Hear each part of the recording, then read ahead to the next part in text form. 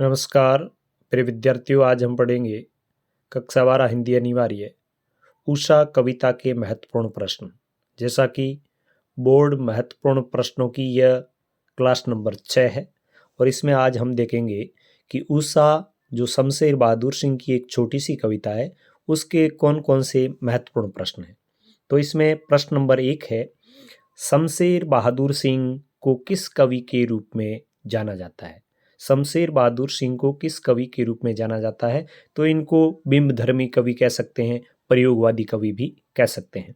प्रश्न नंबर 2 है, उषा कविता का वर्णनीय विषय क्या है? उषा कविता में किसका वर्णन किया गया है? तो पल पल परिवर्तित सूर्योदयकालीन जो प्रकृति का परिवेश है उसका वर्णन किया गया है।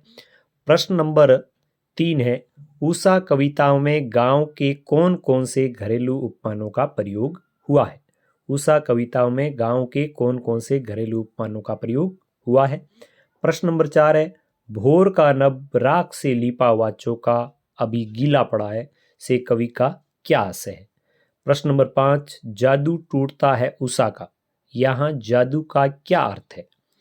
प्रश्न नंबर 6, उषा कविता में अंधकार युक्त आकाश और उषा कालीन लालिमा। उषा कविता में अंधकार युक्त आकाश और उषा की लालिमा के लिए कौन कौन से प्रयुक्त प्रतीक है वो प्रयुक्त हुए हैं। यदि आप इन प्रतीकों को क्लियर कर लेते हैं तो आपकी कविता का भावार्थ क्लियर हो जाता है। प्रश्न नंबर 7, नील जल में या किसी की गोर झिलमिल दे जैसे हिल रही हो, यहाँ कौन सा अलंकार है।